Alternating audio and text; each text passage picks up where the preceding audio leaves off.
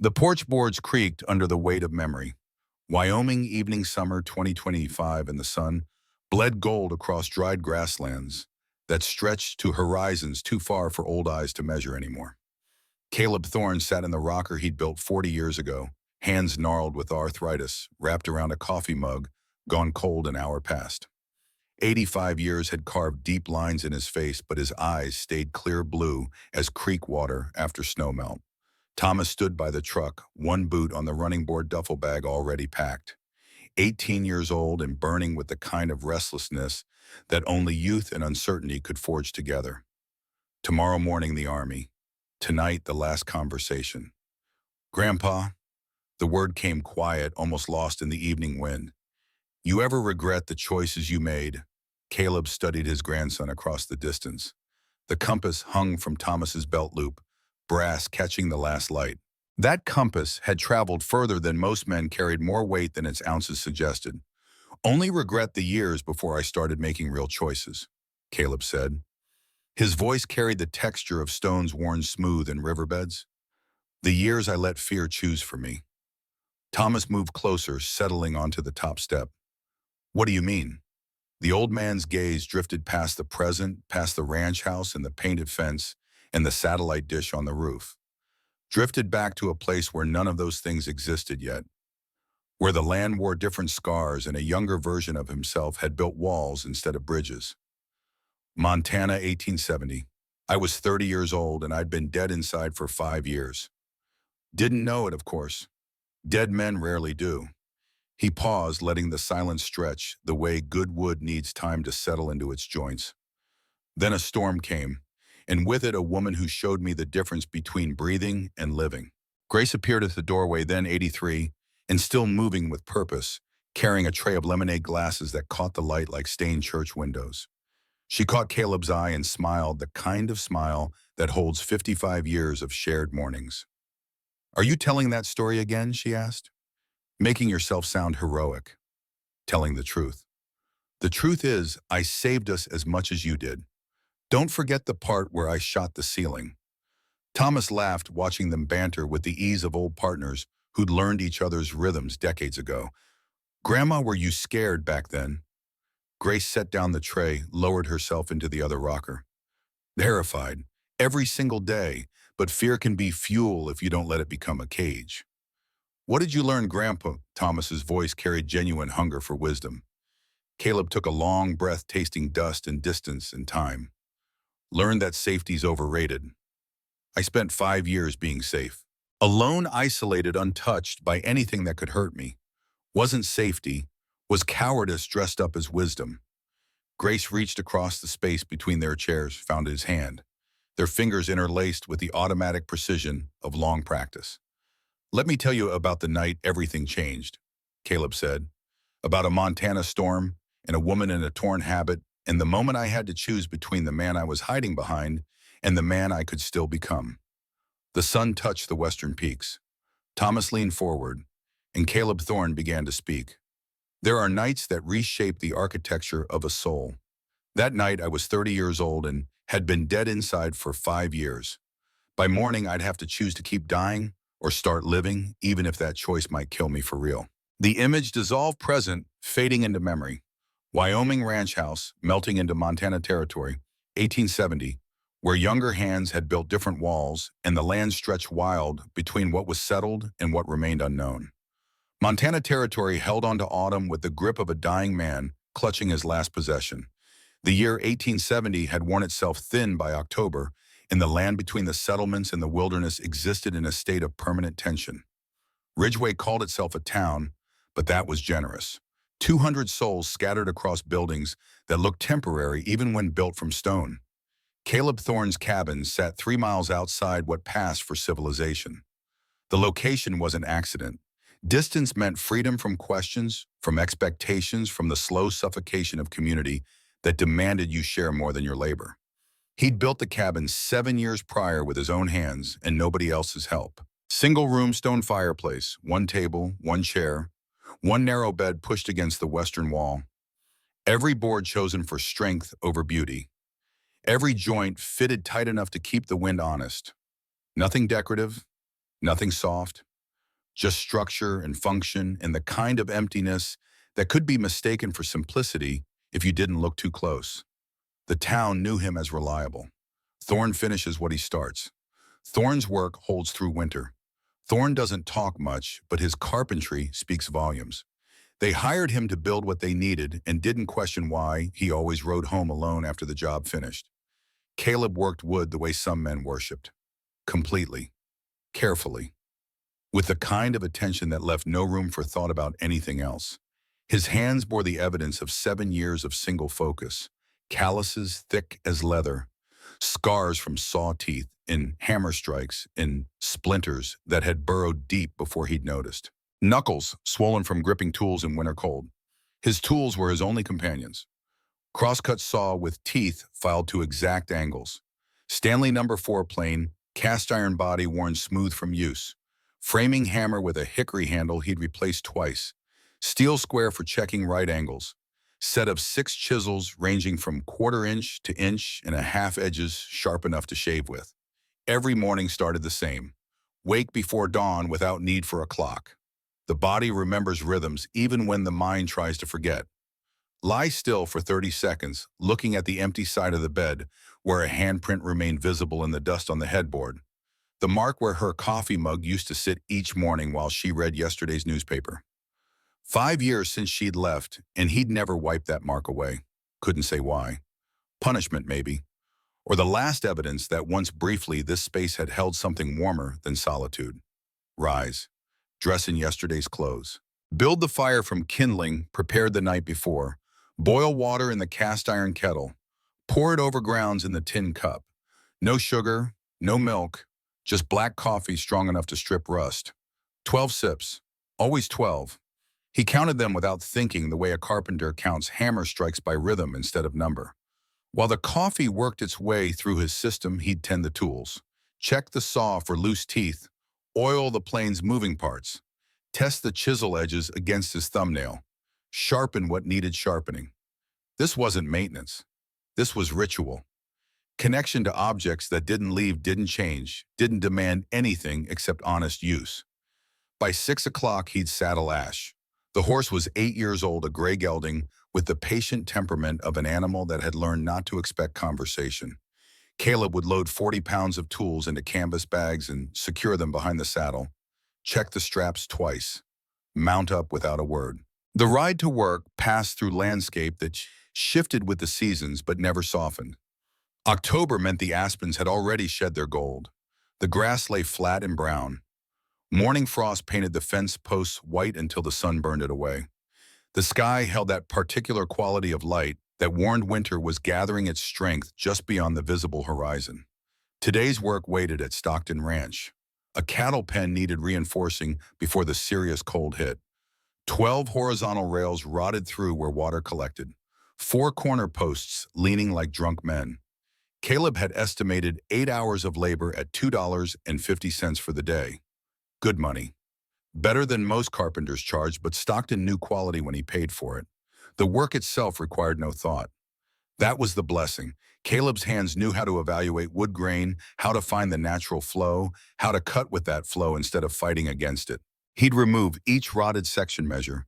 The gap cut new pine to exact length, fitted into place with mortise and tenon joints that wouldn't need nails. Nails rusted. Wood held wood better when joined properly. The rhythm of the work created a kind of meditation. Measure, mark, cut, fit, test, adjust, install, move to the next section. His mind could go quiet during this process, thoughts smoothing out like water after a stone stops making ripples. Around noon, Stockton's wife brought out cold venison and bread. Caleb ate standing up, chewing thoroughly, tasting nothing. Food was fuel. Conversation was avoided. He'd nod his thanks and return to work before she could ask questions about his life or offer opinions about his solitude. By late afternoon, the fence stood solid. Caleb ran his hands along each joint, feeling for weakness, the way a doctor might check for fever. The wood spoke honestly to him. This work would hold. He was preparing to leave when he noticed the sky.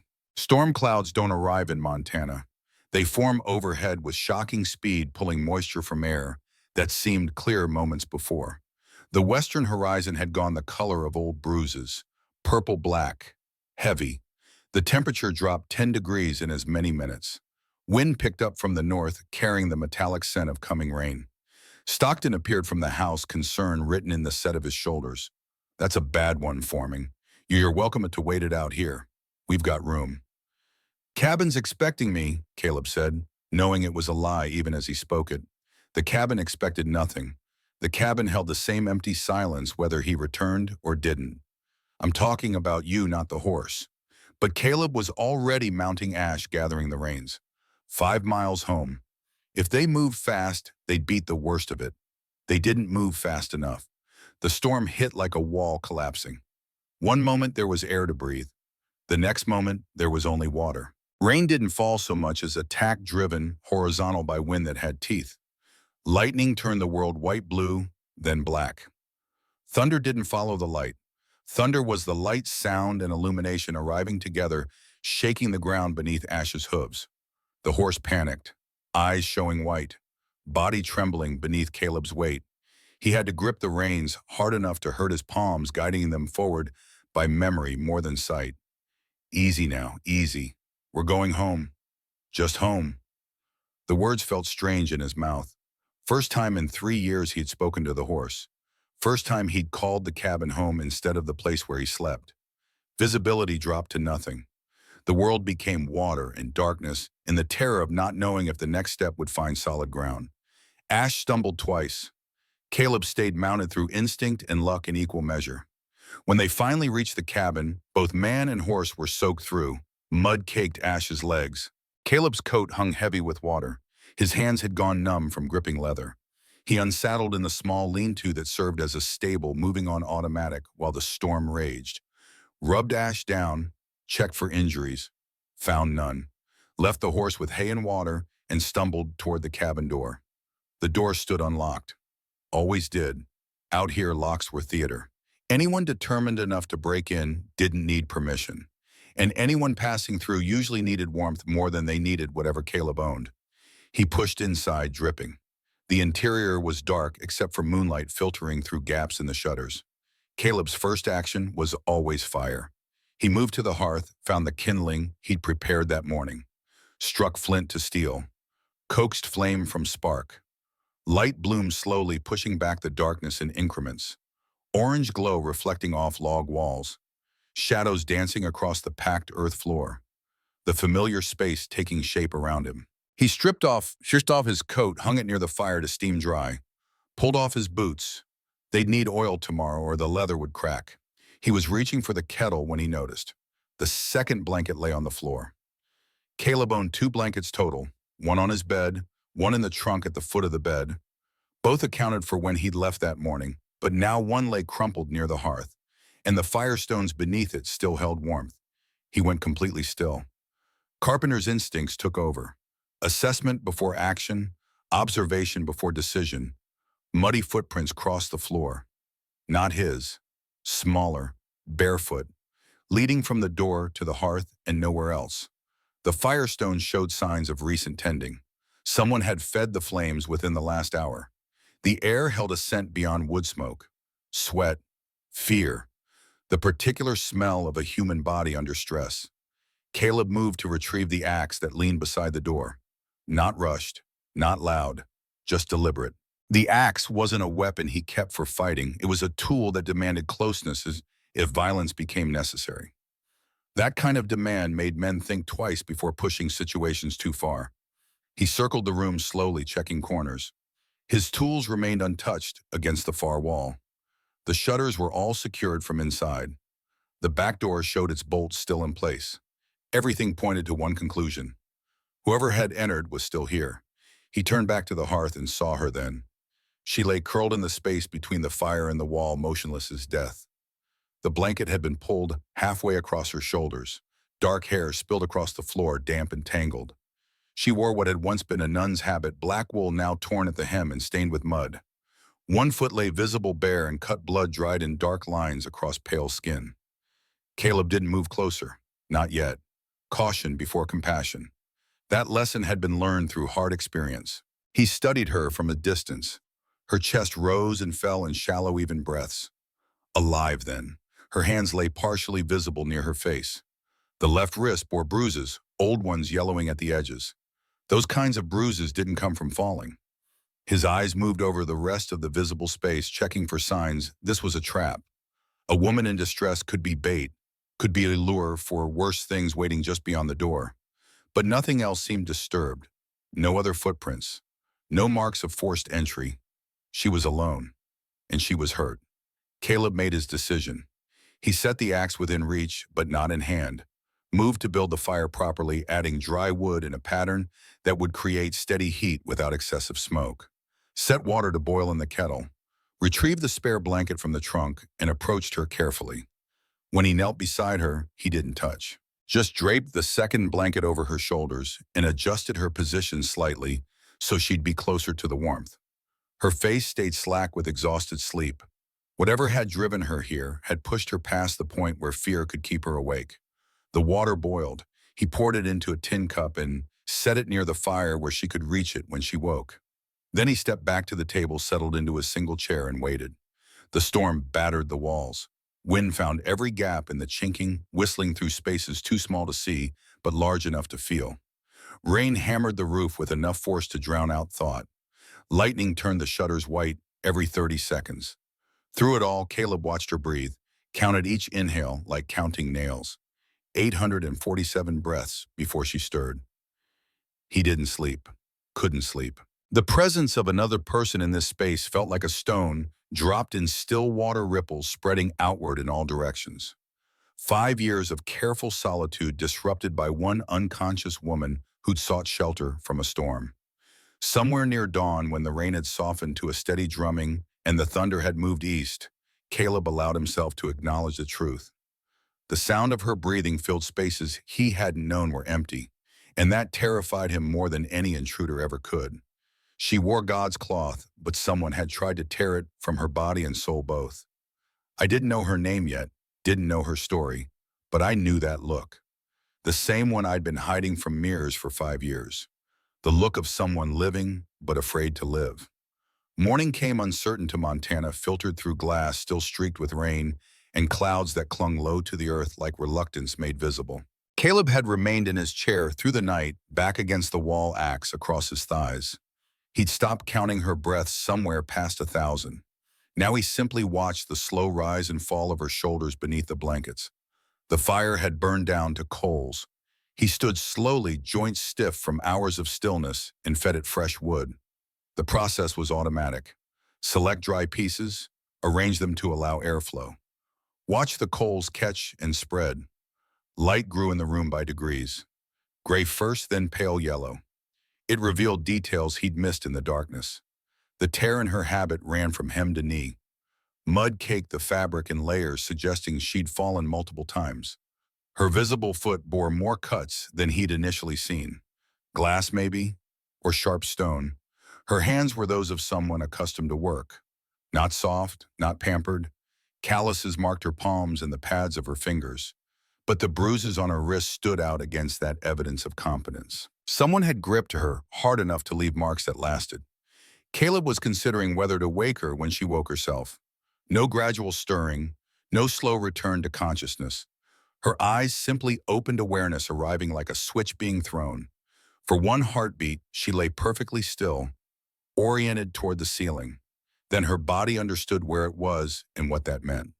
She gasped, scrambled backward, heels slipping on the wooden floor, hands up defensive even as her eyes searched desperately for escape routes. Door, blocked by the large man standing between her and freedom. Windows, shuttered. Back door, not visible from this angle. No way out except through him. Caleb stayed exactly where he was, seated at the table, hands visible, palms down on the scarred wood. The axe leaned against the wall 3 feet away, reachable if needed, not threatening if approached correctly. Easy. His voice came out rougher than intended rust from disuse. You're safe for now.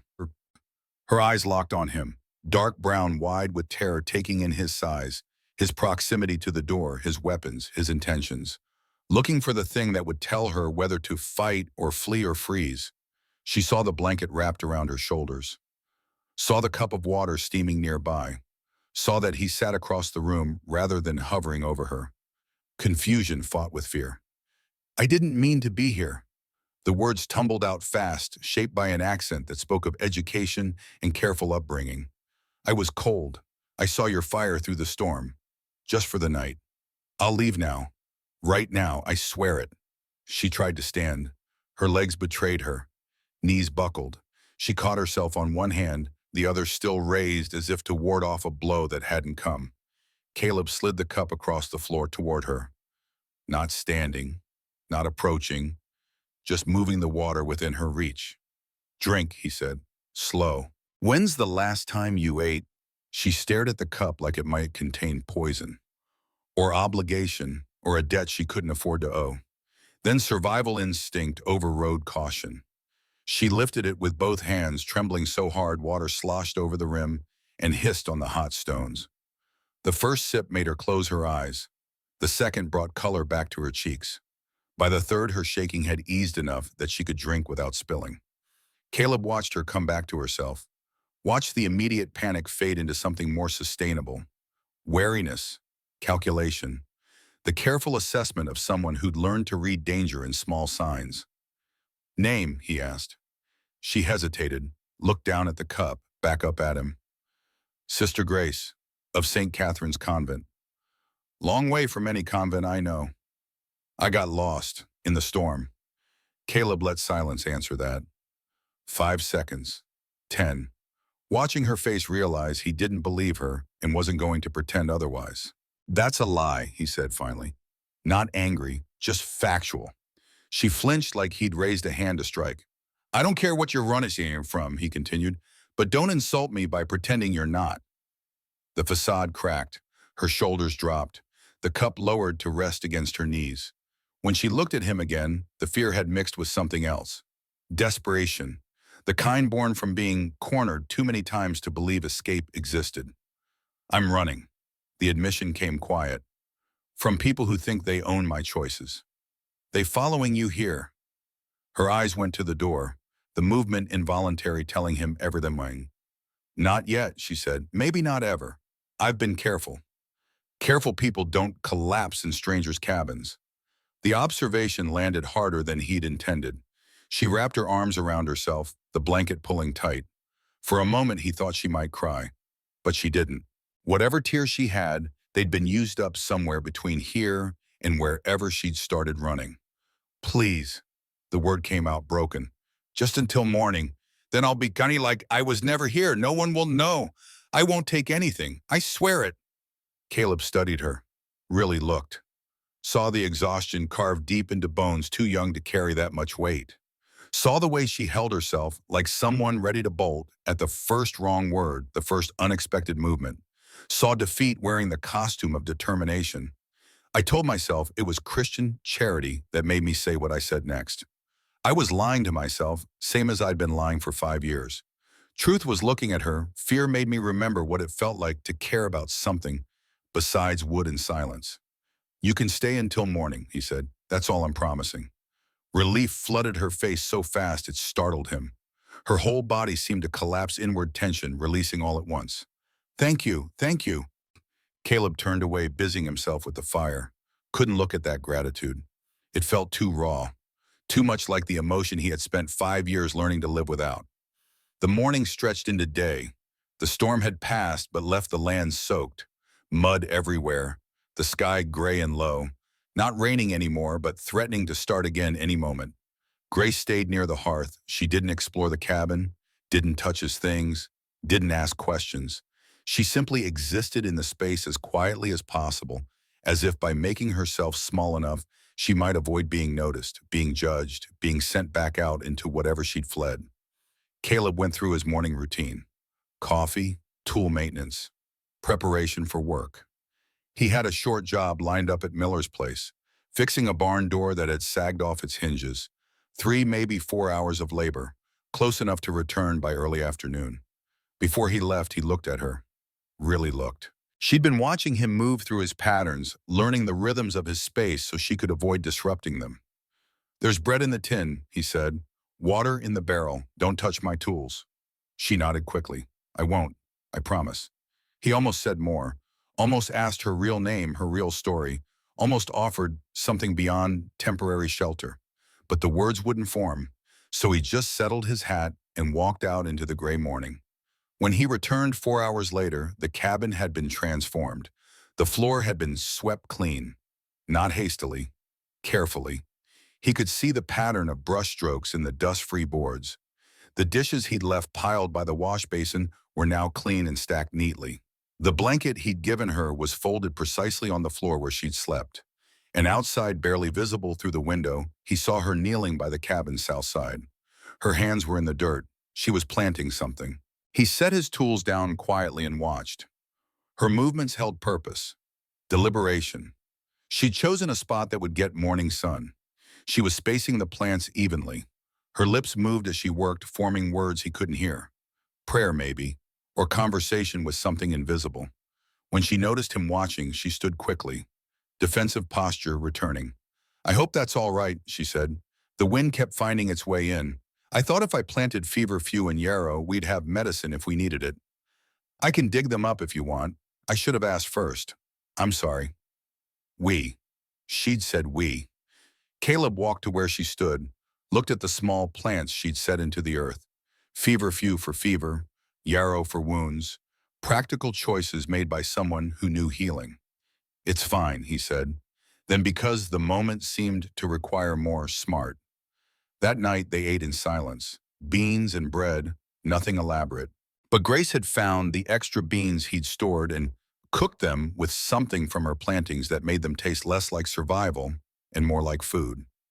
They sat at the single table. She'd positioned herself on an overturned crate, leaving him his chair. They didn't speak, but the silence felt different than the silence he'd lived with for 5 years. This silence held another person's breathing, another person's small movements, another person's presence.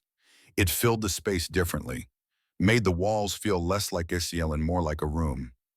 On the third day, Caleb noticed the tracks. Morning came pale and uncertain. He stepped outside to check on Ash and froze mid-step. Hoofprints circled the cabin. 3 horses, made overnight while they slept. The pattern was deliberate, not passing through, surveying, measuring, learning the layout. One set of prints stopped at the window where Grace had been sleeping, stood there long enough to leave deep impressions. Someone had looked in, had seen her, had marked her location and moved on. Caleb followed the trail to where it left his property, heading east toward the rise overlooking the valley. They hadn't tried to hide their passage, didn't need to. The message was clear. We know she's here. We know you're protecting her. We'll be back. When he turned to go inside, Grace stood in the doorway. She hadn't made a sound. Her face had gone pale. She'd seen the tracks, understood what they meant. They're close, her voice barely carried, closer than before. Caleb didn't ask how she knew, could see it in her eyes, the careful composure she'd held for 3 days cracking. How many, he asked. More than one. Enough. The fog that had clung to the valley all morning began to lift as the sun climbed, revealing more land, more distance, less places to hide. Caleb nodded once. Then he turned back to the cabin and began to prepare. He checked the door first. The hinges needed tightening. He'd been meaning to do that for months. Now it mattered. He fitted a thick oak bar across the frame, something that would hold against force. The shutters came next. He wedged them tight so they wouldn't rattle in wind, wouldn't give handholds to anyone trying to pry them open. From the corner near the hearth, he retrieved the axe, set it by the door where he could reach it fast. Grace watched him work, arms wrapped around herself. You shouldn't do this, she said. This isn't your trouble. Caleb glanced at her. It is now. They won't stop. If they see you standing in the way, they'll go through you. I know. Silence fell heavy between them. Grace took a step toward the door, then another. I'll go, she said quickly. I won't leave them here, I swear it. I'll head into the hills. They'll follow me. You'll be safe. Caleb blocked her path, didn't touch her, just stood between her and the door. No, he said. She looked up at him, startled. You don't understand. If I stay, they'll come for me, and they'll hurt anyone who gets in the way. Running didn't save you before, he replied, her eyes filled, not with tears, with something rawer, helpless anger, exhaustion, the weight of choices that had all led to dead ends. Then what do you want me to do? Caleb didn't answer immediately. He moved past her and pushed the door open. The fog had thinned enough to reveal the ridge beyond the cabin. 5 riders stood outlined against the gray sky, too far to make out faces, close enough that their presence pressed against the land like a physical threat.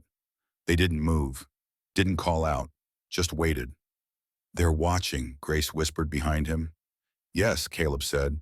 Minutes passed. The riders remained motionless, testing something, measuring him, measuring the cabin, measuring her value against the cost of taking her. Caleb stepped forward into the open, didn't raise the axe, didn't shout, didn't make threats. He simply stood there, broad-shouldered, unmoving, boots planted firm in the mud between the cabin and the ridge. His body the only statement he needed to make. Behind him, Grace trembled. She could feel the weight of what he was doing. By standing there, he was choosing a side. Not loudly, not with words, but with presence, with position. In this land, that kind of choice carried consequences that lasted longer than any spoken promise. "Go inside," Caleb said quietly. Not turning to look at her, she didn't move at first. Then slowly she stepped back across the threshold. The door remained open behind him.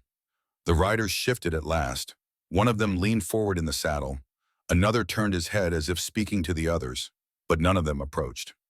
After a long moment that stretched tight as wire, they turned their horses, moved away not with haste but with deliberation. The message already delivered. When the ridge was empty again, Caleb stayed where he was, staring out at the land until the fog burned away completely. Inside the cabin, Grace understood with a clarity that made her chest ache that nothing about her life or his would ever be simple again. They counted the distance between us, measuring what they'd need to cross it. I counted the reasons I should walk away, let the law and God sort this woman's fate. We both came up short. Sometimes the only honest choice is the dangerous one. The riders returned just before noon. Caleb heard them before he saw them. The low thunder of hooves rolling across hard ground. Steady, unhurried, not a charge, not a retreat. A deliberate approach meant to be seen, meant to carry weight. He stepped out of the cabin as they crested the rise. Sunlight caught on leather and dust. 5 men this time. Apache riders on broad-chested horses that moved with the calm of animals sensing no danger here. Only business yet to finish. Grace stood just inside the doorway behind him. Caleb didn't look back, but he could feel her there. Rigid, silent, every muscle drawn tight like a bow pulled too far. The riders stopped a short distance away, close enough that Caleb could see their faces now. One of them, older than the rest, eased his horse forward by a few careful steps, his posture relaxed, his gaze sharp. But the man who spoke wasn't Apache. From the center of the group, a different rider moved forward, white, well-dressed, sitting his horse like someone who'd never worked a day that left calluses. Marcus Webb. He looked exactly like the kind of man who'd use law as a weapon. Thin face, calculating eyes, hands soft enough to prove he made his living with paper instead of tools. His coat was fine wool expensive, his boots polished. Everything about him spoke of prosperity built on other people's labor. "You the homesteader," Marcus called out. "Caleb Thorne, this is my land." "Marcus Webb, I'm looking for my sister." Young woman, dark hair, about so tall. He held his hand at shoulder height. "She's not well, ran from the convent where she was receiving care." Caleb's expression didn't change. "Seen no one." Marcus smiled without warmth. "Now, Mr. Thorne, I have it on good authority she came this way. Stolen horse found 2 miles south. Tracks lead here." "Tracks lead lots of places. Storm washed most away." The riders behind Marcus shifted. One of them, a thick-shouldered man with a gun belt that looked too comfortable, rested his hand near his weapon. Caleb didn't move, didn't reach for anything, just stood. "I'm her legal guardian," Marcus said.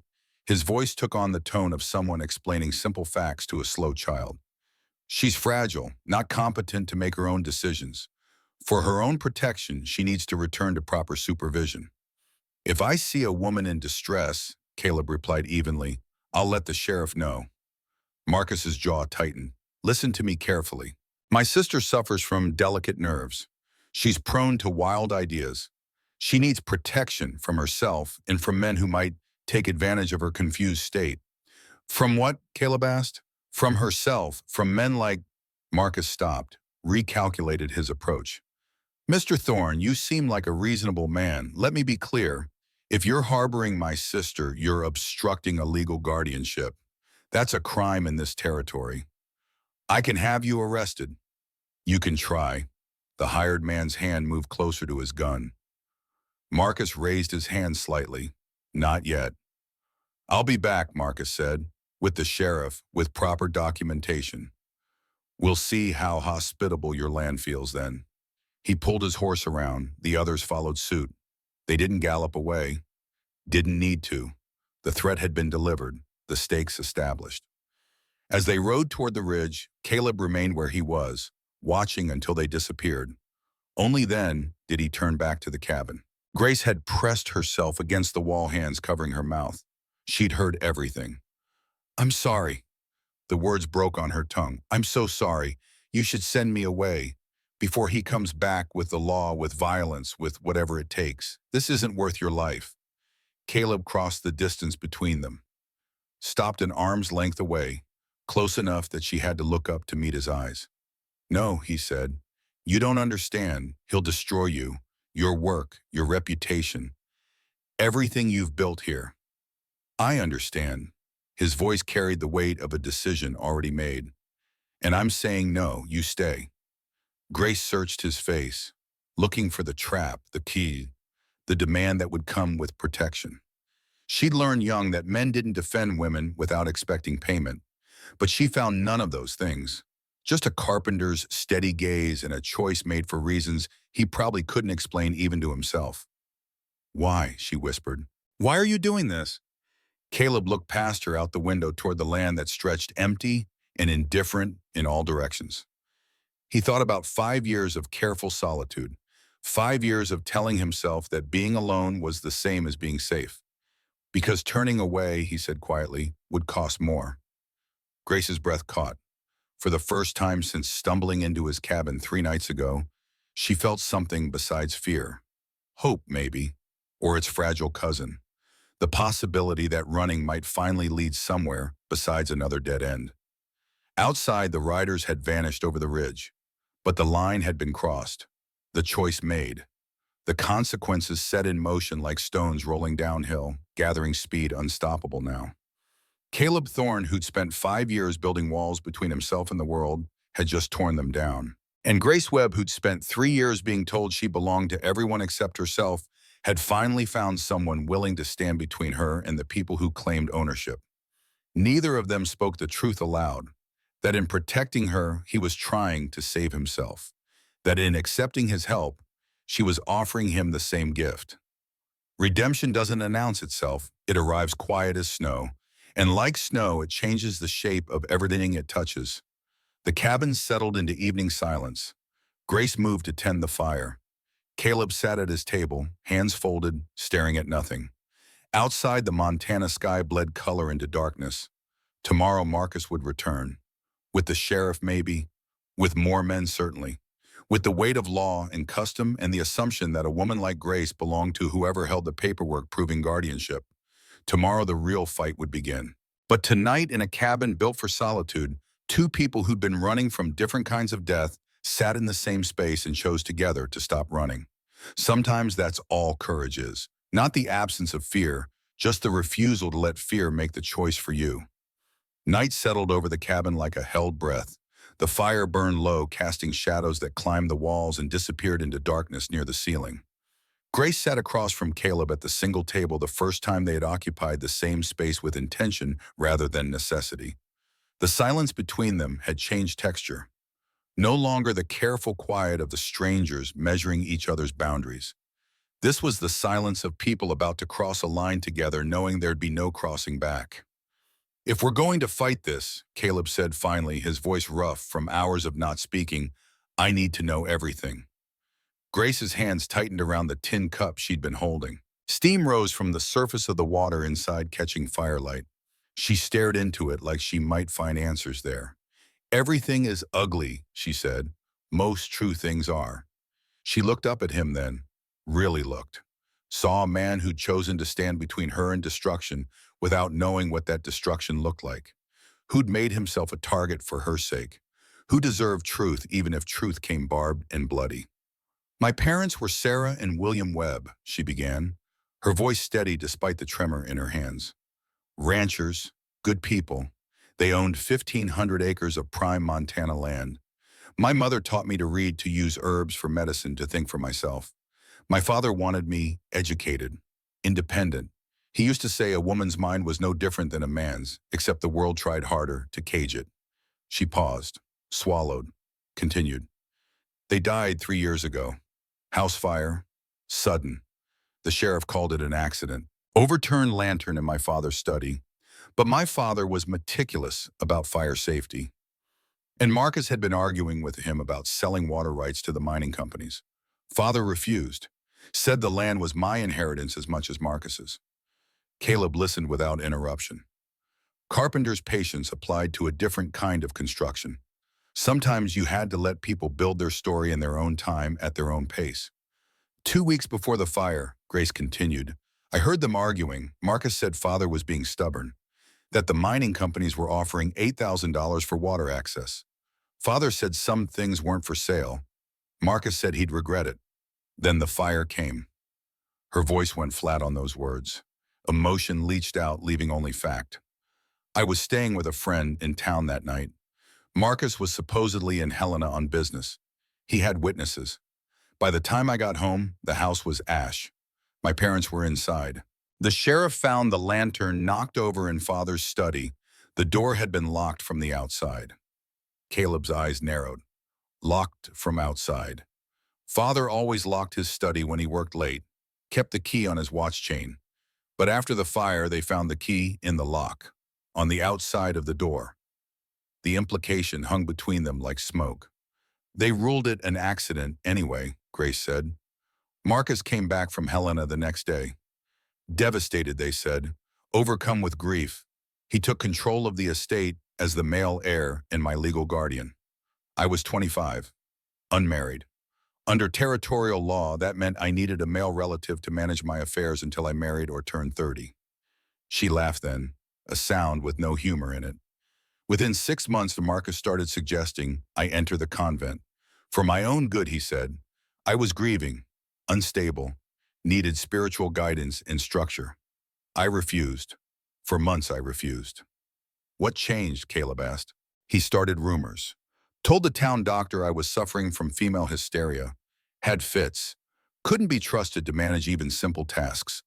The doctor never examined me, just signed a paper saying I was of delicate mental constitution based on Marcus's testimony. Grace's fingers traced the rim of her cup, round and round, a nervous gesture that spoke of deeper agitation held carefully in check. Then he gave me 2 choices.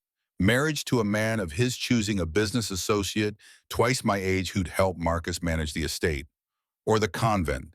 He made it seem like kindness, like protection. Said I clearly wasn't suited for marriage given my nervous disposition. Perhaps a life of quiet contemplation would help. You chose the convent. I thought it was the lesser evil, thought I'd have control there. My own choice, my own path. I was a fool.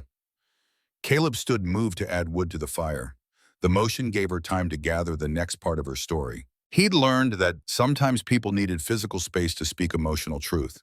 The first months at St. Catherine's weren't terrible, Grace said to his back. I taught the children who came for lessons, helped in the garden, found peace in routine. Sister Margaret, one of the older nuns, took me under her guidance. She was kind, wise. She made me think maybe this life could work, that maybe I'd chosen correctly after all. She paused. The fire crackled. Caleb returned to his seat. I prepared for my final vows, permanent vows. Once taken, I'd belong to the church forever. Marcus would no longer be my guardian. The estate would eventually pass to the convent upon my death, but Marcus would keep his power of attorney over the properties he hadn't already sold. It seemed like freedom, or the closest thing to freedom I could manage. But it wasn't, Caleb said. Grace shook her head. Her eyes had gone distant, seeing something beyond the cabin walls, beyond the present moment. 6 months ago, Sister Margaret fell ill, dying. She called me to her bedside when the others were at evening prayers. She was barely conscious, fevered, but lucid enough to give me a warning. Grace's voice dropped lower. Caleb had to lean forward to hear. She'd overheard Mother Superior speaking with Marcus in the administrative office. The walls there are thin. She'd been passing by, heard my name, stopped to listen. Marcus was negotiating my future like livestock. The bitterness in those last words could have stripped paint. Mother Superior asked what would happen if I refused final vows. Marcus said he'd already prepared contingency papers, commitment documents for the territorial asylum, signed by the doctor who'd never examined me, countersigned by Mother Superior herself. All they needed was Marcus's order and I'd be transferred, locked away for religious mania, female hysteria, delusions of persecution. Caleb felt cold spread through his chest despite the fire's heat. Sister Margaret showed me the papers, Grace continued, pulled them from beneath her mattress. She'd stolen them from Mother Superior's desk after overhearing. They were dated 2 weeks before my scheduled final vows, backdated, just waiting. This was the truth beneath the truth, not just running from marriage or religious obligation, running from imprisonment disguised as care, from a cage built with legal documents and medical lies. So you ran, Caleb said. Sister Margaret died the next morning. I waited 3 days, packed nothing but the habit I wore and my father's compass, stole a horse from the stable at midnight, rode for 6 days avoiding main roads, sleeping in forests. The horse went lame 50 miles back. I had to release it, walk the rest. Then the storm hit, and I saw your light. She looked at him directly now. No shame, no apology, just exhaustion and determination mixed in equal measure. That's everything. My brother likely murdered our parents, definitely stole my inheritance, plans to lock me in an asylum if I don't submit to permanent religious vows. And the church is complicit because he pays them $500 a year. Caleb absorbed this, turned it over in his mind like examining a piece of wood for hidden flaws. The final vows, he said, you never took them. No, I ran 2 weeks before the ceremony. So legally you're not a nun. No, but I'm also not free. Marcus's guardianship papers say I'm mentally delicate, requiring supervision until suitable marriage or permanent religious vows. He controls everything until one of those conditions is met, or I turn 30. When do you turn 30? When you? 2 years and 4 months from now. Caleb stood again, paced the small space. His mind worked through the problem like planning a complex carpentry project. Every structure had weak points, places where stress concentrated, where the right pressure could bring the whole thing down. Guardianship has limits, he said. You're not a child. If we can prove you're competent, clear-minded, capable of managing your own affairs, against a doctor's diagnosis, a Mother Superior's testimony, Marcus's concern and his money. Every board has grain. You work with it or against it. We find the grain in this situation, find where it's weakest. Grace watched him think. Watched this rough, silent man who worked with his hands analyze her impossible situation like it was a fence that needed mending. Why? She asked again. The question she'd asked before but needed to hear answered again. Why risk this? Caleb stopped pacing, looked at her across the firelight. 5 years ago, someone I loved left me, just walked away. And I let her. Didn't fight, didn't ask why, didn't stand for anything. Told myself it was respect for her choice. Was it? It was cowardice. Easier to be alone than risk getting broken again. The admission sat heavy between them. First real piece of himself he'd offered. You showed up here, he continued, running from people trying to cage you. That's the bravest thing I've seen in 5 years. And if I turn away, now let them take you back to that asylum, or that convent, or whatever hell they've prepared. He paused. I'll spend the rest of my life being the coward I see in mirrors. Grace reached across the table, stopped just short of touching his hand. The space between their fingers held more weight than contact could have carried. I'll bring you nothing but trouble, she said. Had nothing but silence before. Trouble's an improvement. They didn't touch, didn't need to. The decision had been made. The partnership formed. 2 people with nothing left to lose except the small, fragile hope that maybe this time running towards something would work better than running away. The way she flinched when I moved too fast told me everything she wouldn't say. Someone had taught her that men's hands brought pain before comfort. I kept mine to myself and let the distance speak what words couldn't. The next 2 weeks passed in a rhythm that felt almost like normalcy, almost like building something instead of just surviving. Grace transformed from temporary guest to partner in the work that defined Caleb's days. She didn't ask permission, just began contributing in ways that made the cabin function as more than a shelter. Made it feel like a home. Mornings she woke before him, had coffee ready when he emerged from his room. Terrible coffee at first. She'd never learned the measurements. But by the fourth day, she'd figured out the ratio of grounds to water that produced something drinkable. By the seventh day, it was actually good. She mended his work shirts. 3 of them had been torn at the seams for months. He'd meant to fix them but kept forgetting. She found them, washed them, and spent 2 evenings stitching the tears with thread pulled from the hem of her own habit. The stitches were tiny, nearly invisible, and along each seam she'd worked them into small crosses. Subtle, something only someone looking closely would notice. Caleb noticed. Wore the shirt the next day without comment, but the gesture landed. Acceptance without words. Outside, her herb garden took shape. Feverfew and yarrow like she'd promised, but also lavender for sleep, sage for purification, plants she must have gathered during her long journey here. She worked the hard Montana soil with patience, coaxing it to accept roots that had no business surviving this far north. Caleb found himself taking shorter jobs, work that kept him within a few hours of the cabin instead of the day-long commitments he used to accept without thought. He told himself it was practical, safer to be close in case Marcus returned with the sheriff. He didn't examine the lie too carefully. The town noticed. When Grace accompanied him to the general store to buy flour and beans, conversation stopped. Not dramatically, just a slight pause in the normal flow. Eyes that tracked them longer than necessary. The shopkeeper's wife, who'd always been friendly, suddenly busy with inventory in the back. Mrs. Brennan, who ran the store with her husband, counted out Caleb's change with pursed lips. That the nun everyone's talking about, that's Grace Webb, Caleb said, deliberately not using sister before her name. Her brother's been asking around, says she's not well, needs bringing home. Her brother's a liar. Mrs. Brennan's eyebrows rose. Caleb had never been one for strong statements about other people's character. He fixed fences, built barns, kept his opinions about human nature to himself. That's serious talk, Mr. Thorne. It's true talk. They left with their supplies and the weight of judgment following them into the street. By the second week, the economic pressure began. Miller canceled the barn expansion job Caleb had been counting on. Said his wife was uncomfortable with the arrangement. Wouldn't specify which arrangement. The job would have paid $20. Gone. Stockton, who'd always been friendly, became formally polite. Paid for completed work, but didn't offer new contracts. The distance in his eyes said everything his words didn't.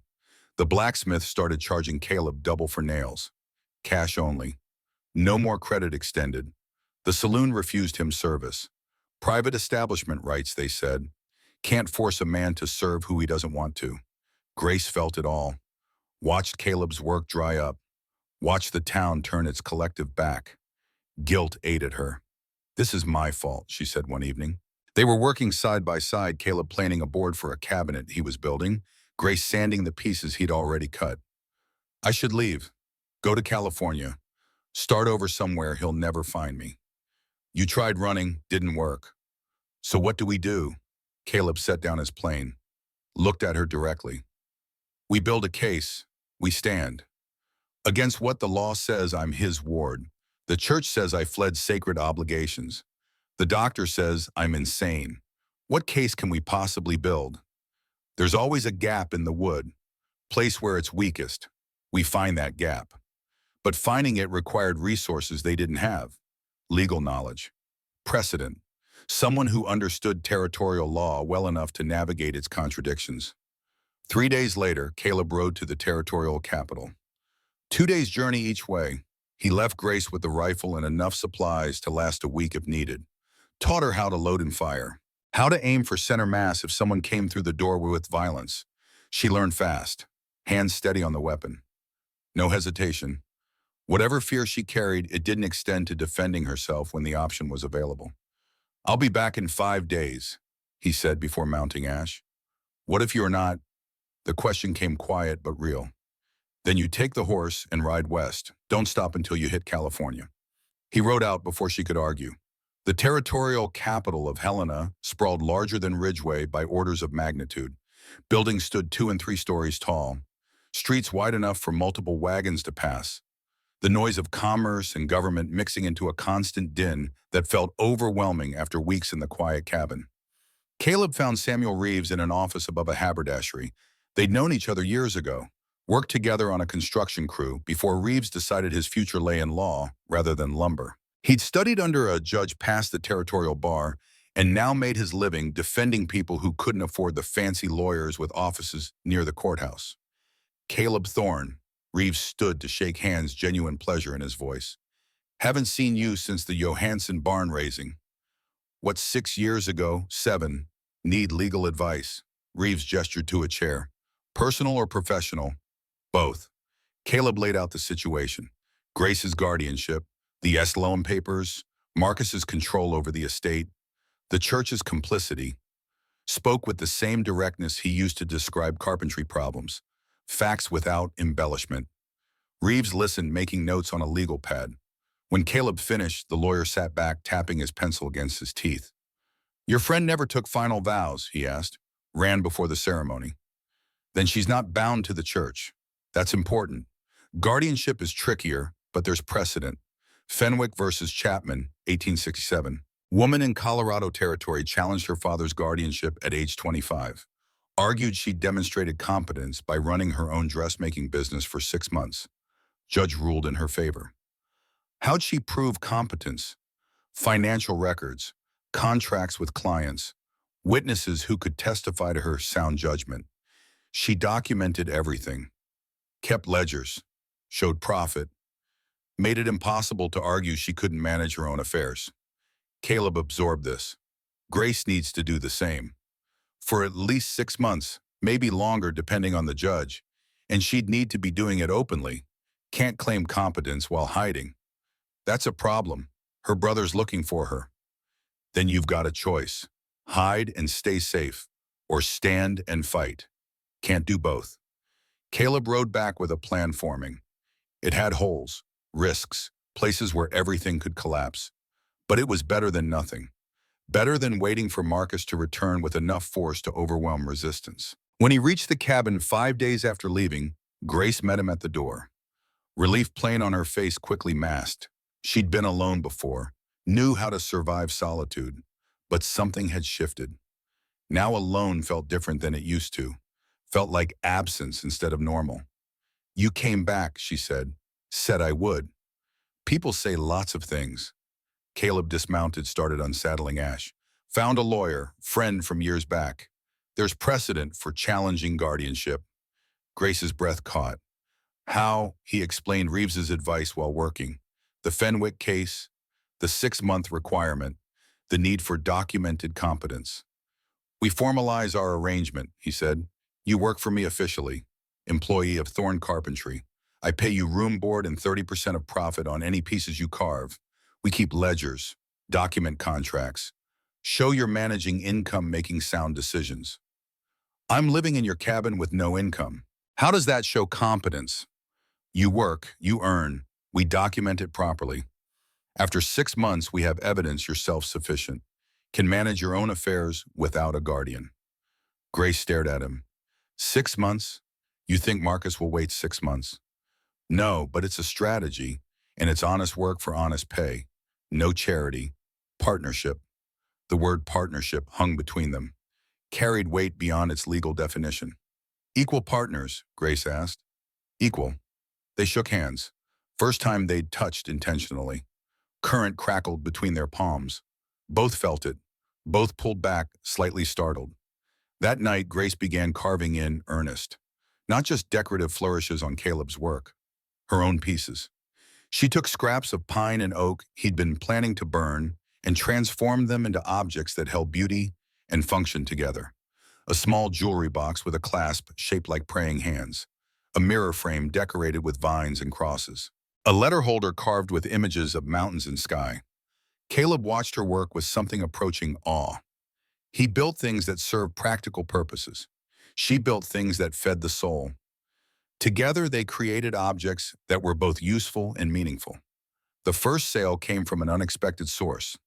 Father Morrison, the town's Catholic priest, stopped by the cabin one afternoon. Tall man, gray hair, genuinely troubled eyes. "Mr. Thorne," he began carefully, "I must speak plainly.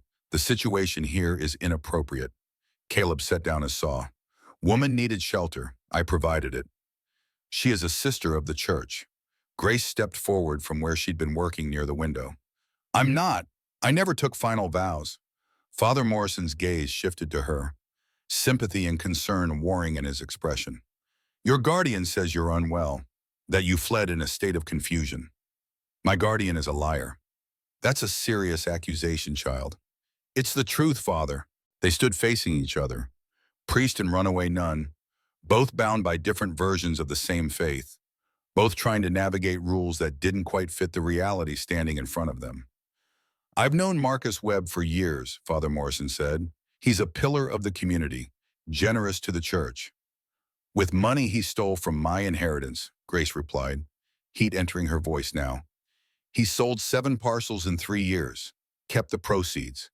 The estate I'm supposedly too delicate to manage is paying for his house in Helena, his investments, his donations to churches that help him maintain his reputation." The priest looked troubled. "Even if true, this living arrangement, an unmarried woman and unmarried man under one roof." "She sleeps by the hearth," Caleb interrupted. "I sleep in my room. Door stays open." "Father," Grace said softer now, "I understand how it looks. But would you rather I be on the road alone, vulnerable to worse than impropriety?" Father Morrison stood silent for a long moment, his faith pulling one direction, his conscience another. "There are proper channels," he said finally. "The church can provide sanctuary while this is sorted through official means." "The church already chose," Grace said. "Mother Superior signed asylum commitment papers. Ask her how much Marcus donated this year." The priest's face went pale. "What papers?" "Commitment documents, pre-signed, backdated, ready to be executed the moment I refused final vows or tried to leave. The asylum was always the contingency plan." "I don't believe—" "Ask her," Grace challenged. "Ask Mother Superior about the papers Marcus Webb gave her. Ask about the $500 annual donation. Ask why she'd signed commitment documents for a woman she never examined." Father Morrison left without buying anything, but Caleb saw doubt planted in his eyes, seeds that might grow into something useful. Later that week, the town doctor stopped by, not the one who'd signed Marcus's fraudulent diagnosis. Dr. Ellis, older man, respected, known for actually examining patients before declaring them ill. "Heard there's a young woman here needs medical assessment," he said. Grace tensed. "I'm not sick." "Didn't say you were. But if you're challenging a prior diagnosis, you'll need a current examination from a licensed physician. Pro bono if you can't afford it." He examined her thoroughly, checked her pulse, her reflexes, her responses to questions about date, location, recent events, asked about her education, her work, her plans, took careful notes. When finished, he wrote his assessment in clear handwriting. Mentally sound, articulate, no signs of delusion, hysteria, or diminished capacity. Subject demonstrates clear judgment, inappropriate affect, competent to manage her own affairs. He signed it, dated it, handed it to Grace. "You'll need this for court," he said. "Marcus Webb's diagnosis was fraudulent. I'm prepared to testify to that." After he left, Grace stared at the paper like it might disappear. First piece of evidence. First crack in Marcus's carefully constructed lies. "Why," she asked, "why would he help us?" Caleb had wondered the same thing. Some men believe in truth more than they believe in convenience. 2 days later, the sheriff arrived. Not with violence, just with papers. Official notice from Marcus Webb petitioning territorial court. Hearing scheduled for 4 weeks. Grace required to appear or face default judgment. Sheriff Hayes handed the documents to Caleb with obvious discomfort. "Don't like being in the middle of this thorn, but law's the law." "What's the charge?" Caleb asked. "No charge. Civil matter. Guardianship dispute. Marcus wants formal declaration that Grace Webb is incompetent to manage her affairs. Wants her remanded to his custody or to an appropriate care facility. She's not incompetent. That's for the judge to decide. You got legal representation. Working on it.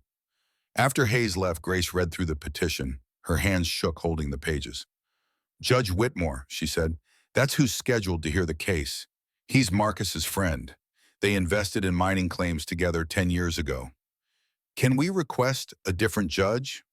We can try, but Marcus will oppose. He wants this fast and decided by someone he controls. Caleb thought about what Reeves had told him, about building evidence, about standing openly instead of hiding. 6 months would be ideal. 4 weeks was what they had. Then we use every day, he said. Build the case, gather witnesses, show the judge you're competent, whether he wants to see it or not. The next weeks blurred into constant preparation. Grace worked openly now. Visited families in town with Caleb, introducing herself, explaining her situation. Some doors closed, but others opened. The school teacher, Sarah Winters, remembered Grace from before the convent.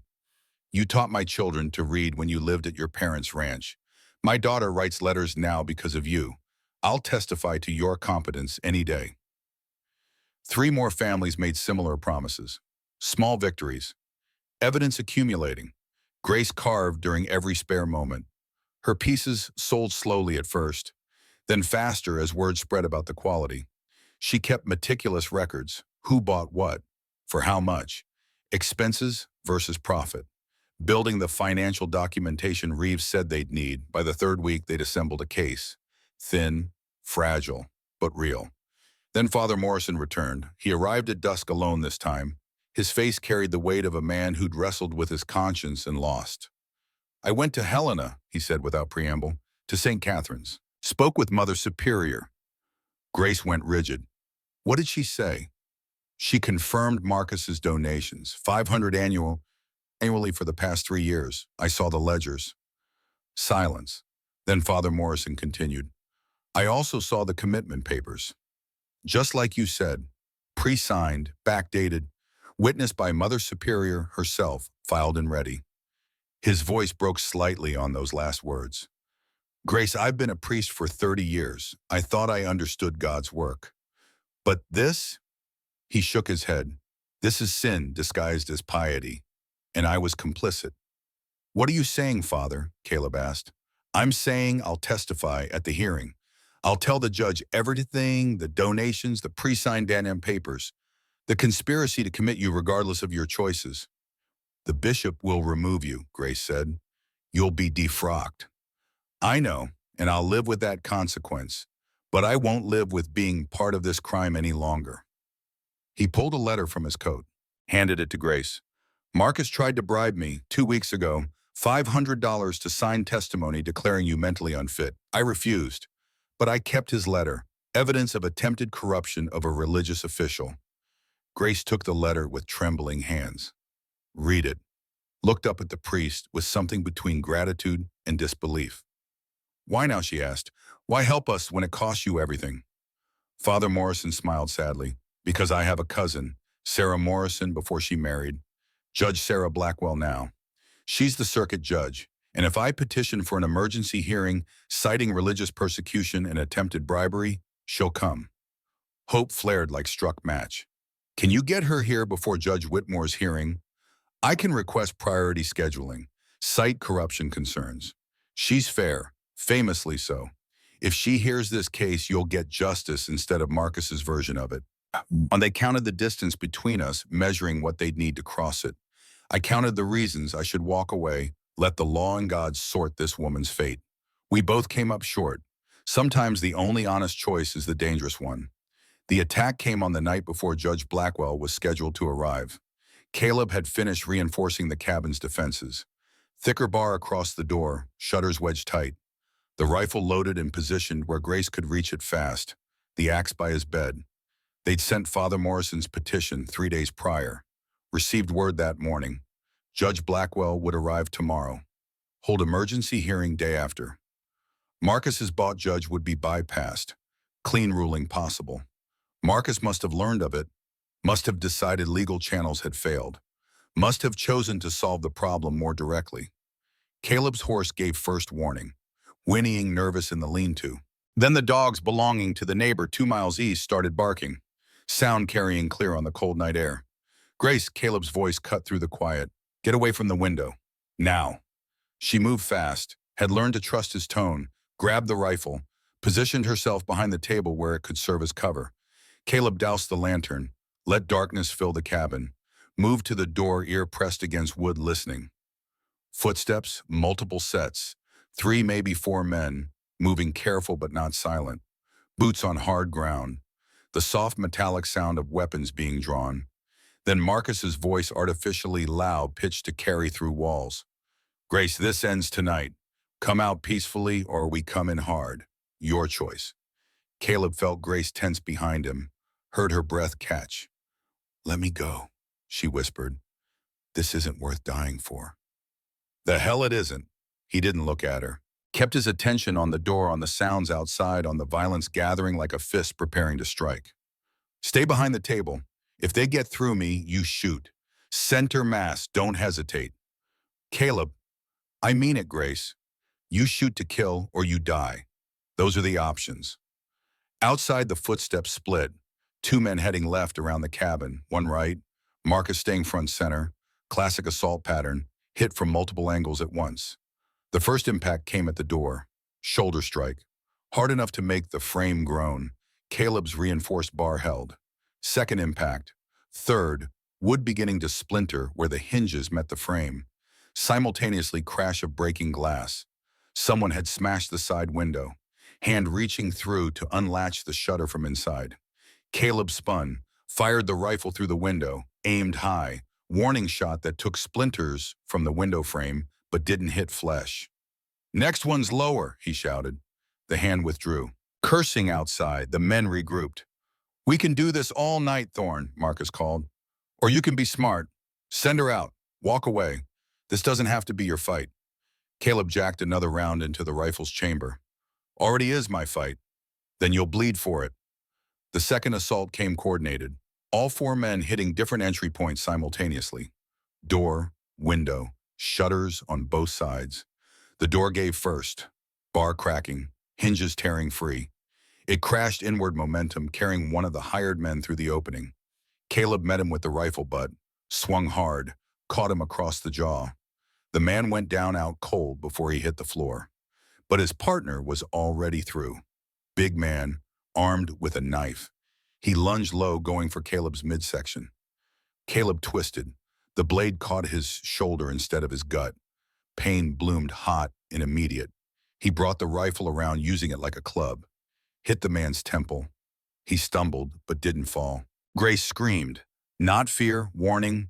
Third man climbing through the window she was covering, she fired. The shot went wide, hitting ceiling boards above his head. But the noise, the violence of the muzzle flash in close quarters made him hesitate. Duck back outside. Caleb and the knife man grappled, strength against strength. The wound in Caleb's shoulder leaked blood down his arm, making his grip slippery. But Carpenter's hands, years of gripping tools, gave him advantage. He got control of the knife hand. Twisted. Bone cracked. The man howled, dropped the weapon. Caleb shoved him back through the broken door. He fell outside, clutching his wrist. But the cost was paid. The exertion tore the shoulder wound wider. Blood flowed faster now. Caleb felt cold starting in his extremities. Shock beginning to set in. Caleb, you're bleeding. Grace's voice. She'd moved from behind the table, coming toward him despite the danger. Stay there, he tried to say, but his voice came weak. Vision starting to blur at the edges. The man at the window took advantage. Fired blind through the broken glass.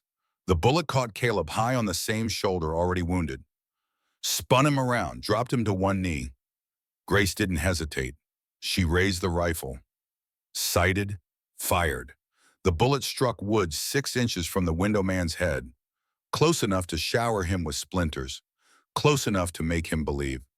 The next one goes through your knee, her voice carried iron.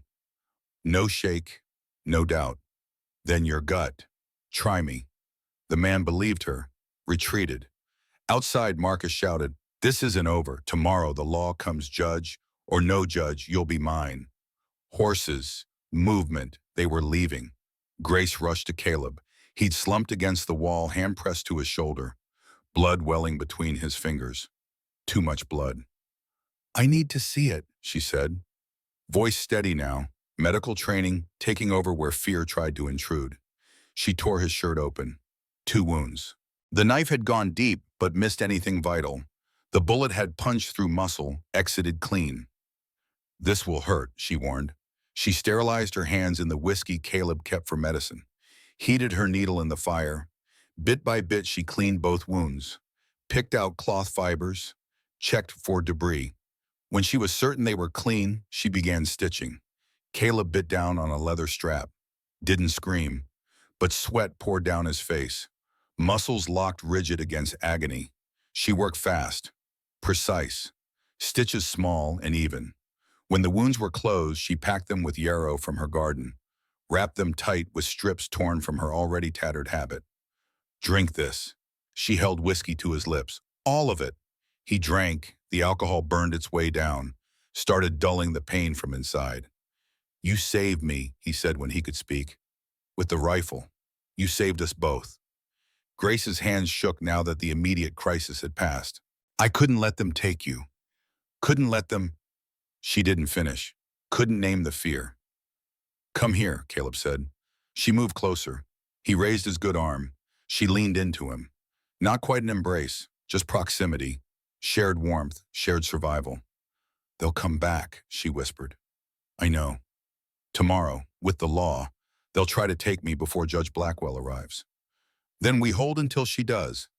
Grace pulled back enough to look at him. Blood on her hands, blood on his clothes. The cabin in shambles around them. Why do you? The question again, always the question. Why are you doing this, Rawley? Caleb met her eyes. Because when you showed up, everything I'd been telling myself about being better off alone, it was a lie. I wasn't better. I was buried. And you reminded me what it feels like to want to wake up tomorrow. She studied his face, searching for deception, for obligation, for anything except what his words claimed. Found none of it. I don't want the veil, she said. I don't want the convent. I don't want to be property or ward or patient. What do you want? This cabin, this work, this. She paused. You. They didn't kiss. Too much pain, too much at stake, but their foreheads touched, breath mingling in the small space between them.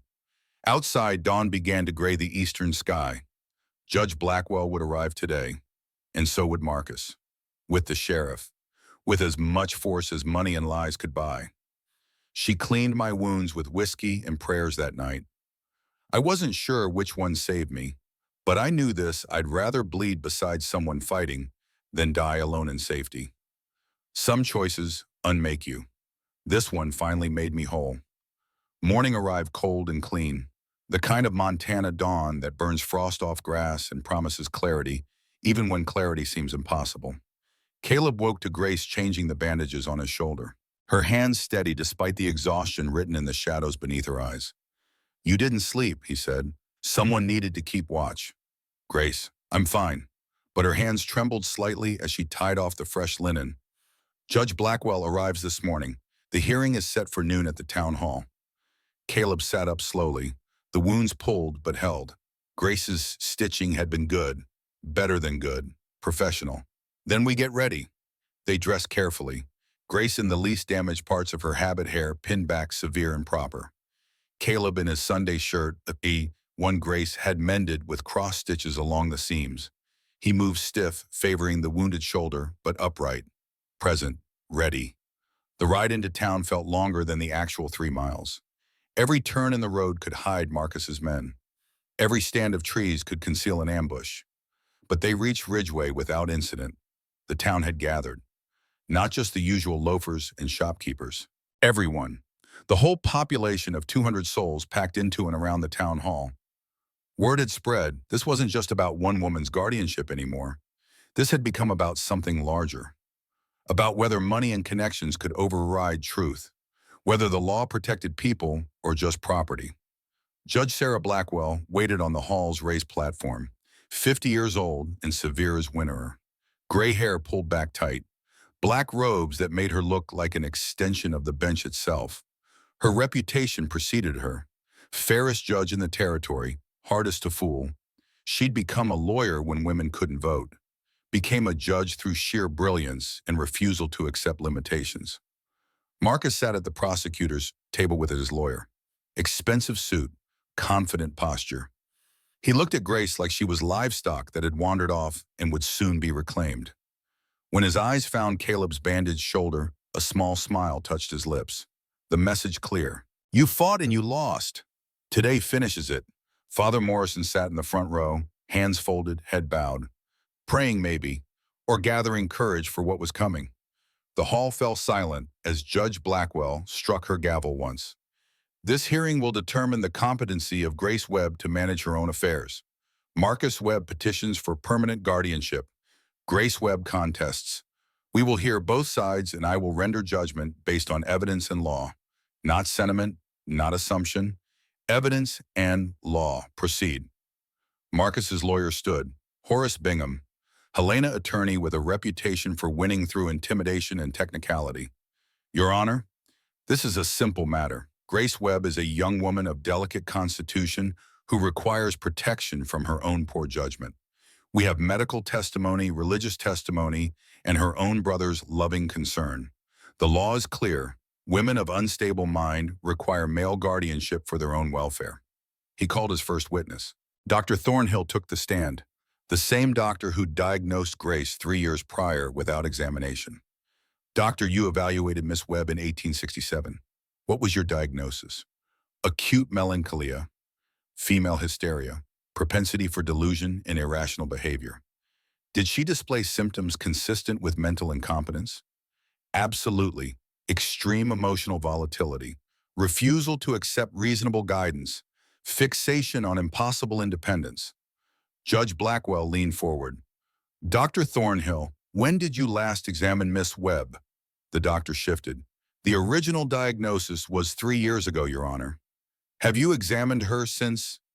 No, but hysterical conditions are chronic by nature. That's speculation, not medical fact. Strike the doctor's conclusion about current mental state. Next witness. Marcus's lawyer called Mother Superior next. She appeared via written deposition, too ill to travel. The statement was read aloud by a court clerk. Sister Grace showed signs of religious mania, spoke of visions and persecution, claimed conspiracy against her, fled sacred vows days before final commitment. This behavior demonstrates profound instability and unfitness for independent life. Murmurs rippled through the crowd. Grace sat rigid, hands clenched in her lap. Then Marcus himself took the stand. He arranged his features into concern. Brotherly worry, the performance of a man burdened by duty. Your Honor, I loved my sister. When our parents died, I tried to provide for her, sure, but she refused suitable marriages, refused reasonable employment. She insisted on entering the convent, claimed it was her calling. I supported that choice, paid for her care, and now she's fled even that refuge, fallen under the influence of, he gestured toward Caleb, a stranger, a laborer, living in sin while claiming persecution. Mr. Webb, Judge Blackwell's voice cut sharp. You've sold 7 parcels from the estate in 3 years. Where are those proceeds? Marcus stumbled. Recovered. Management fees. Property maintenance. The estate is complex and requires significant investment to maintain its value.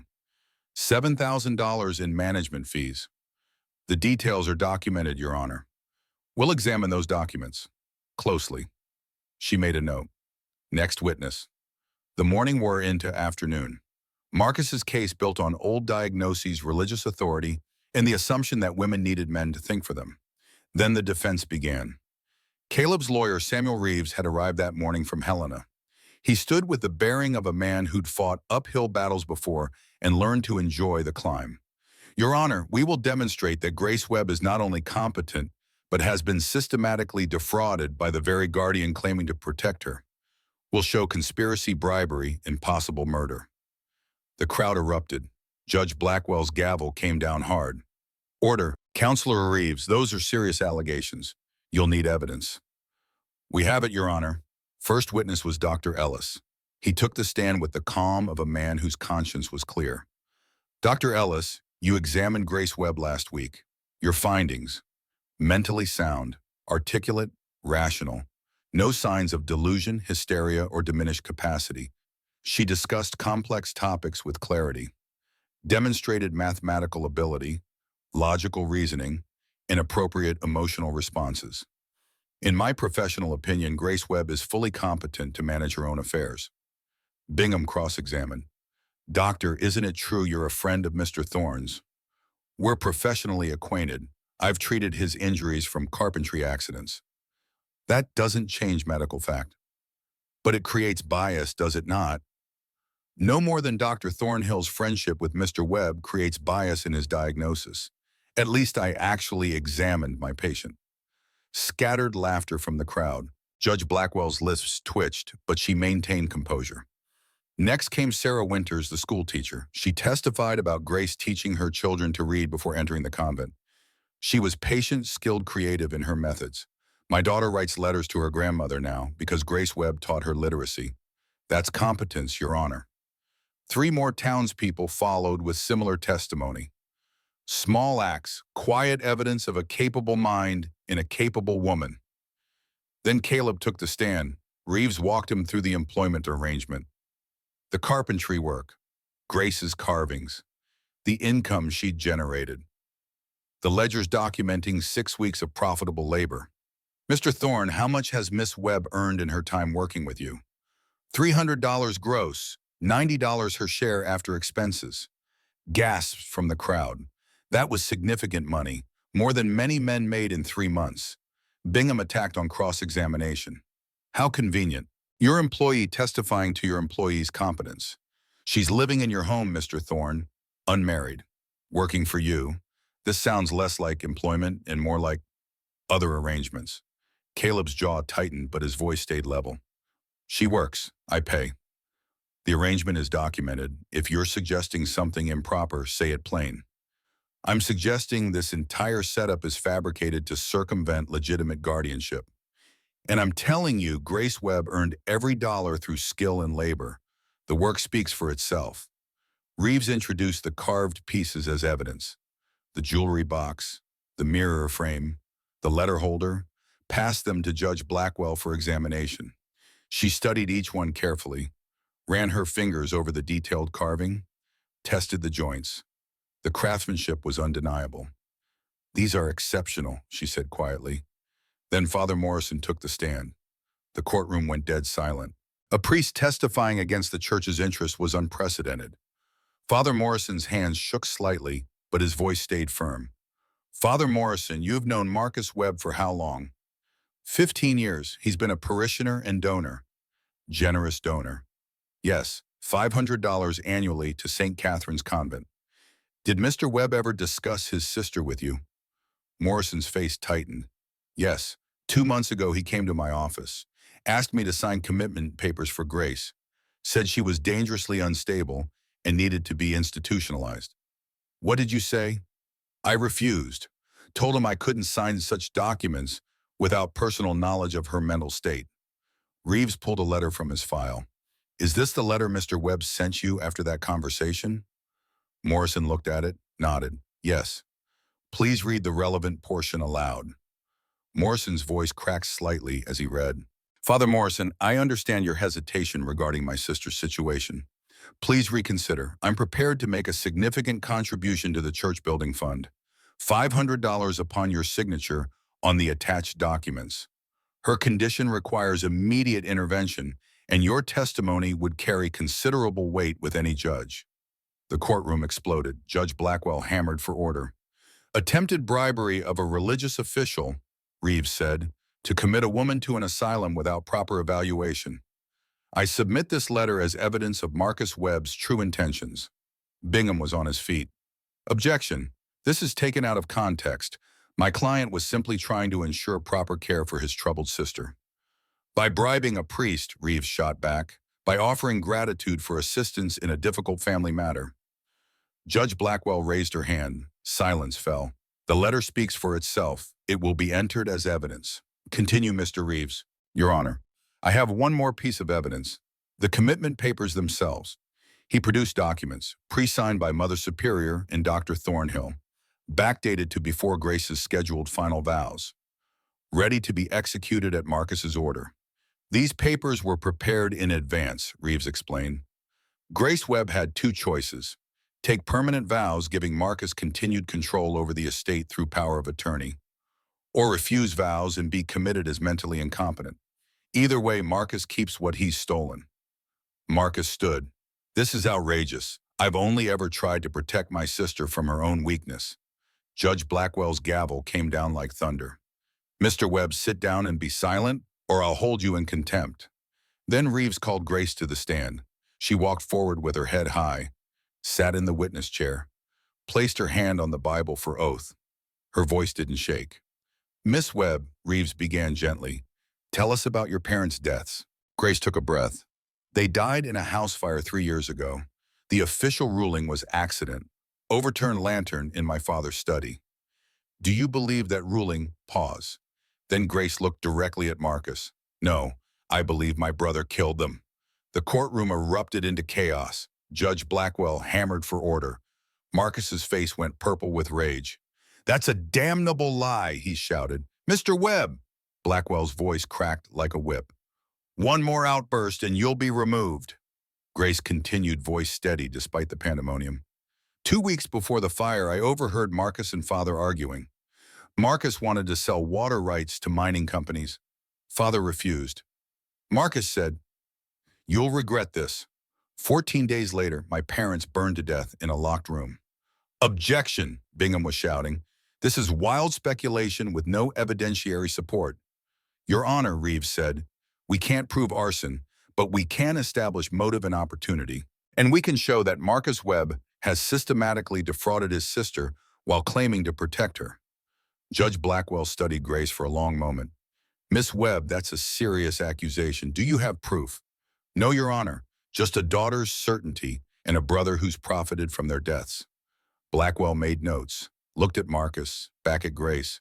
Mr. Reeves, do you have further questions? Just one, Your Honor. Miss Webb, if you could speak directly to the judge, what would you say? Grace turned to face Judge Blackwell. Woman to woman, equal to equal. Your Honor, I have one question. Not for my brother, for you.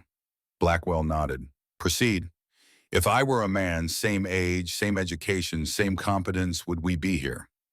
The courtroom went still. That kind of still where breath itself seems loud. Would any court allow a brother to declare his adult male sibling incompetent and seize his inheritance? Or is this power reserved only for controlling women? Judge Blackwell's face remained unreadable. That's a rhetorical question, Miss Webb. No, Your Honor. It's the only question that matters. Everything else is decoration around one truth. I have a womb, so I need a master. I'm asking you directly. Do you agree? The silence stretched. Judge Blackwell sat back, looked at Grace, at Marcus, at the assembled crowd, at the evidence spread before her. The court will recess for 1 hour while I review the evidence. She stood. Everyone rose. She swept out robes flowing like justice itself, departing the room. The wait was agony. Grace and Caleb sat outside on the steps of the town hall. His shoulder throbbed. Her hands wouldn't stop shaking. They didn't speak. Words felt inadequate to the moment. Father Morrison joined them. That took courage, he said to Grace. Whatever happens, that took courage. Or madness, she replied. Sometimes there's no difference. After exactly 1 hour, the bell rang. Court reconvening. They filed back in, took their places. Judge Blackwell returned to the bench. Her face gave nothing away. I've reviewed the evidence, medical testimony, financial records, witness statements, the letter attempting to bribe Father Morrison, the pre-signed commitment documents, and I've considered Miss Webb's question. She paused. The room leaned forward collectively. The evidence overwhelmingly demonstrates that Grace Webb is competent, rational, capable. Furthermore, the evidence suggests systematic fraud by her guardian, possible corruption of medical and religious authorities, and financial mismanagement at minimum. Marcus went pale. Therefore, I am dissolving the guardianship effective immediately. Grace Webb is declared legally independent incompetent to manage her own affairs. Cheers erupted. Judge Blackwell continued over them. Furthermore, I'm ordering a full investigation into the estate management and the circumstances surrounding William and Sarah Webb's deaths. Marcus Webb, you are barred from any contact with estate properties or your sister pending investigation. This court is adjourned. The gavel came down. Grace sat frozen, couldn't process it. Freedom. Actual legal freedom. Caleb's hand found hers, squeezed once. You did it, he said. We did it. Outside the courthouse, well-wishers approached. Sarah Winters hugged Grace. Dr. Ellis shook Caleb's hand. Father Morrison stood to the side, tears streaming down his weathered face. But Marcus wasn't finished. He pushed through the crowd, two hired men flanking him. His face twisted with rage. All pretense of brotherly concern burned away. You think this is over? His voice low, venomous. You've humiliated me. Stolen what's mine. Made me a laughingstock. I'll see you dead before I let you have it. Caleb stepped between them. Try it. Sheriff Hayes appeared, hand on his gun. Mr. Webb, that's a threat. I can arrest you right now. It's a promise, Marcus hissed. Watch your backs, both of you. He left with his men, but the menace lingered like smoke. They were going to lock me away forever. Not in a convent, but in an asylum. Marcus had already signed the papers, already paid the doctors. My crime being born female and inheriting what he wanted. They'd bury me alive in Bedlam just to steal my father's land. The next 3 months passed in uneasy peace. Grace officially claimed her inheritance. What remained of it? Marcus had indeed stolen nearly $7,000 through fraudulent sales. The investigation proceeded slowly. Evidence of embezzlement was clear, but proof of arson remained elusive. Marcus had been in Helena the night of the fire, had witnesses, could have hired someone, but proving it was impossible. The frustration ate at Grace. He killed them, she said one evening. They sat on the cabin's front step watching sunset paint the mountains gold. I know he did. Knowing and proving are different, Caleb replied. So he gets away with murder and only faces embezzlement charges, 3 to 5 years in territorial prison for stealing $7,000, but nothing for 2 lives. Justice isn't always complete. Sometimes you take what you can get. She leaned against his good shoulder. The wounded one had healed well under her care. Full range of motion returned, just a scar now. Badge of the night they'd fought together. Their relationship had shifted without formal declaration. She still slept near the hearth, technically, but most nights they fell asleep talking, Caleb in his chair, Grace on the floor nearby. Woke tangled together more often than not. Neither pushed for definition. Just let it grow natural as her herb garden. The town's acceptance came slowly. Some families continued to avoid them, but others warmed. The Winters invited them to Sunday dinner. Dr. Ellis hired Grace to teach his children reading. The work came back to Caleb gradually. Not all of it, but enough. Grace filed papers to reclaim the family ranch. It would take months to process, but the law was on her side now.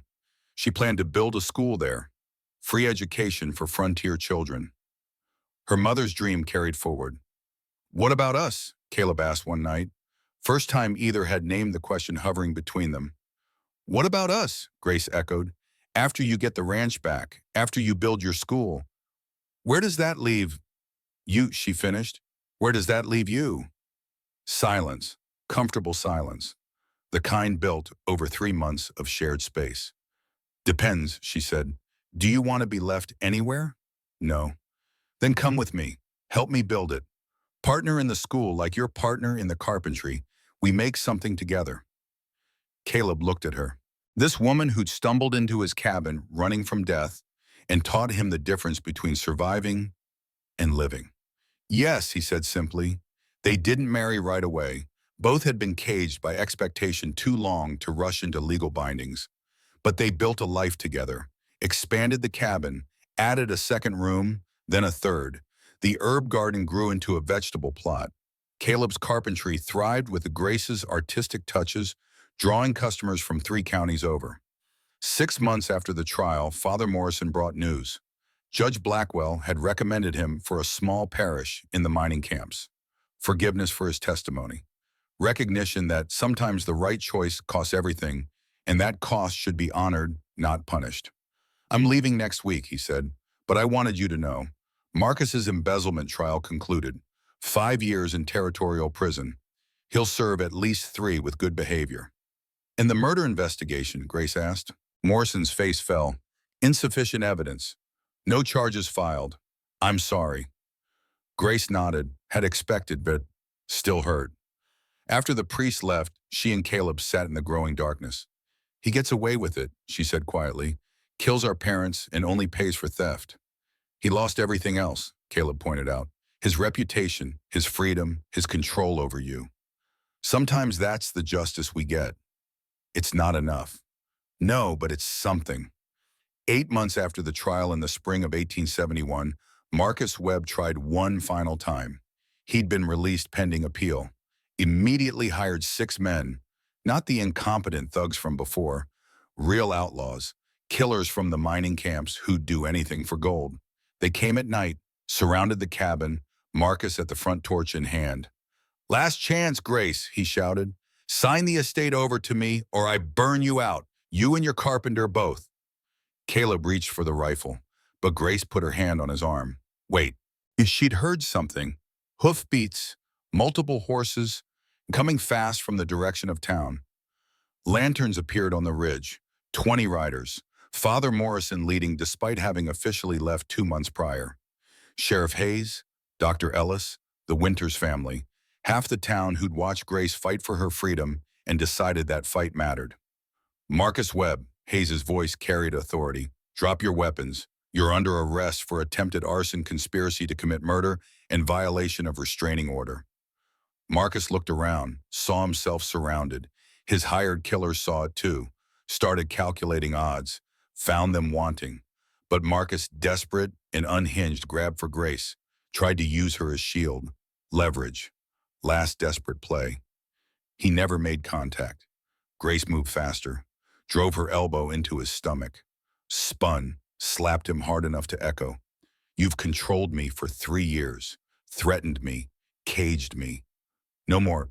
Sheriff and deputies swarmed, dragged Marcus down, shackled him. As they hauled him away, Marcus screamed, You've destroyed our family. Mother and father would be ashamed. Grace's voice cut through his rage. Mother and father taught me to stand up for myself. You taught me when to fight. Thank you for that lesson, brother. He was dragged into darkness, still screaming, still threatening. But the threats were empty now, stripped of power, just noise. In the cabin afterward, Grace trembled from adrenaline. Caleb held her while the shaking ran its course. It's over, he said. Is it? The fighting part. Now comes the building part. She pulled back, looked at him. Caleb Thorne, are you asking me to marry you? Might be, if you're inclined to say yes. I'm inclined. They married a week later, simple ceremony. Father Morrison officiated before leaving for his new parish. 20 guests, no fancy dress, just Grace in a clean skirt and Caleb in his mended shirt with the cross stitches. The vows were traditional, but when Caleb said to have and to hold, he added as equal partner. And when Grace promised to honor, she added, as you honor me. Judge Blackwell attended, gave them a set of legal documents as wedding gift, clear title to Grace's parents' ranch. Investigation complete. Estate restored. Build something good, the judge said. Show them what free women can accomplish. They built. 5 years passed, the ranch became Webb Frontier Academy, free school for any child whose parents wanted education. Grace taught reading and arithmetic. Caleb built the desks, the schoolhouse addition, the dormitory for students who traveled too far to commute. A daughter arrived, Hannah Webb Thorne, dark hair like her mother, steady hands like her father. She grew up in a classroom, learned to read at 3, could calculate compound interest at 7. 10 years passed. The school expanded. 2 more teachers hired. 75 students enrolled. Grace's reputation spread. Women from 3 territories sent their daughters to learn from the woman who'd fought the law and won. A son came, Samuel Thorne, quieter than his sister, thoughtful. At 10 years old, he watched his mother teach and announced he wanted to be a lawyer. To help other women like you, Mama, the ones nobody else will fight for. Grace cried when he said it. Happy tears. 15 years passed. The school had become institution. Hannah, now 20, taught advanced classes while studying law by correspondence. The first woman in Montana Territory pursuing legal education. Samuel, 15, apprenticed with Judge Blackwell during summers. Father Morrison visited when he could, wrote letters when he couldn't, told them about the mining camp parish, rough men finding faith. A small church built from donated lumber, Caleb's carpentry instructions guiding the construction, though he was hundreds of miles away. Marcus died in prison, 1891. 20 years into his sentence. The news came by telegram. Grace read it, felt nothing. Not satisfaction, not grief, just empty recognition. A chapter closed that had poisoned too many pages. She didn't attend the funeral, sent no flowers, no prayers. "Is that wrong?" she asked Caleb that night. "No, you don't owe forgiveness to men who tried to bury you. But he was my brother. He was your jailer. You're allowed to mourn the brother he could have been while refusing to pretend he was something he wasn't." 25 years passed. Hannah married, not because law required it, because she chose. Territorial lawyer, partnership marriage. They practiced law together, fought for women's property rights, for voting rights, for the slow dismantling of guardianship laws that treated women as children. Samuel graduated from law school, came home to practice in Montana, specialized in guardianship abuse cases, offered free legal services to women trapped like his mother had been. Grace and Caleb watched their children carry the fight forward, felt pride that cut deeper than any personal victory. "We did good," Grace said one evening. They sat on the porch of the ranch house Caleb had built to replace her parents' burned home. 50 years old now, both of them. Gray, threading their hair, hands calloused from decades of work. But together. "We did," Caleb agreed. 30 years passed. The new century arrived. 1900. Grace was 58. Caleb 60. Semi-retired but still active. Still teaching, still building. The school had educated 300 children. 24 had become teachers themselves. 5 were lawyers. 1 was running for territorial legislature. First woman candidate in Montana's history. Grace's advocacy for women's education had made her famous in certain circles. Invitations to speak came from as far as Boston and San Francisco, but she stayed close to home. The work was here, would always be here. Hannah's daughter, their granddaughter Rose, attended the school now, 11 years old. Brilliant. Asked questions that made teachers scramble for answers. Wanted to be a doctor. Grace encouraged it. Your great-grandfather would be proud. Your great-grandmother, too. One evening, Grace and Caleb sat with Father Morrison. He was 80 now, retired, spending his last years in quiet contemplation. "I've been thinking about legacy," the old priest said. "What we leave behind when we're gone." "What have you concluded?" Caleb asked. "That some people leave money, some leave buildings, but the ones who change the world, they leave other people, better people, braver people, people who learned from watching them fight." He looked at Grace. "You taught hundreds of children, but more importantly, you taught them it's possible to stand against injustice and win. That's the legacy that matters." Grace took his hand. "You stood too, Father, risked everything, because you showed me how." In 1902, Father Morrison died peacefully, left a letter to be read at his funeral. "Dearest Grace and Caleb, forgive an old priest his pride, but I must tell you this. In 30 years of ministry, I thought I understood God's work. I was wrong. True faith isn't about controlling people's choices. It's about trusting them to choose. Grace, you showed me that courage wears many faces. Sometimes it's fighting. Sometimes it's building. Both are sacred. Caleb, you proved love isn't possession. It's partnership. It's standing beside someone and letting them stand beside you. Thank you for letting me be part of your redemption. You redeemed me as well. In Christ's grace, Father Morrison." Grace wept at the funeral, for the priest who'd risked everything, for the father she'd lost too young, for all the men who could have been allies but chose comfort instead. But mostly she wept from gratitude. That one man had chosen differently, had stood when standing cost everything. The years continued. Grace's hair went white. Caleb's hands grew stiff with arthritis, but they worked, taught, built. Their legacy spread through the people they touched, through the school, through their children's work, through every woman who learned she could fight and win. In 1925, at 83 years old, Grace taught her last class, stood in front of 40 students and told them her story. All of it. The abuse disguised as care, the flight through the storm, the carpenter who'd given her shelter and partnership, the trial, the fight. Remember this, she said at the end. Fear is real, danger is real, but so is courage, and courage multiplies. One person stands, then another, until standing becomes normal instead of exceptional. That's what I want for all of you, not just survival, not just acceptance, but the courage to stand, to build, to change the world one choice at a time. The students gave her a standing ovation. That night, Caleb found her crying on the porch. "What's wrong?" he asked. "Nothing's wrong. Everything's right. That's what scares me. Grace, we built something beautiful, and someday it'll continue without us. That's exactly what we wanted, but it means we're done. Our part is finished." Caleb sat beside her, took her hand. "Then we did what we came for, left the world better than we found it." "You think so?" "I know so." They sat in comfortable silence, 55 years of partnership settling around them like a well-worn quilt. The stars came out, Montana sky endless and deep. "Caleb, yes, I'd do it all again. Every hard part, every scary moment. I'd choose you in this life every single time." "So would I."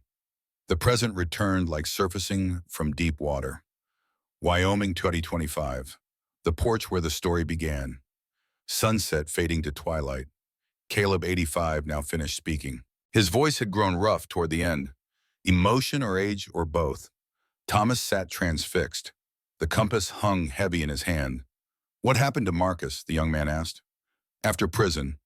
Died there, 1891. Tried to appeal his sentence 3 times. Failed each time. He's buried in the prison cemetery. Unmarked grave. Grace didn't want her name on his headstone, even in death. And the ranch?